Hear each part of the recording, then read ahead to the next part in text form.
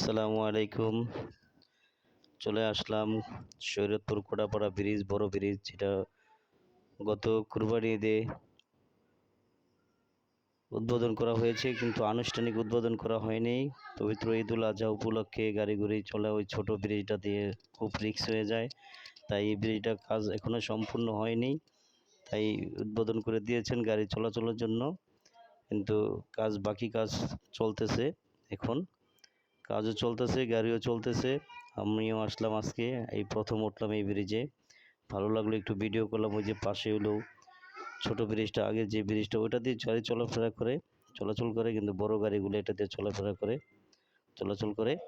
তাই আমি আজকে চলে আসলাম আমার ছোট গাড়ি নিয়ে। আলহামদুলিল্লাহ, ব্রিজ পার হয়ে এপারে চলে আসলাম।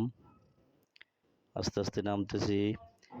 নামার সময় পাশে একটি ইটের ভাটা আছে, খুব দেখতে অনেক সুন্দর, পরিবেশটাও অনেক সুন্দর। গাড়ি চলাচল করতেছে এটা দিয়ে।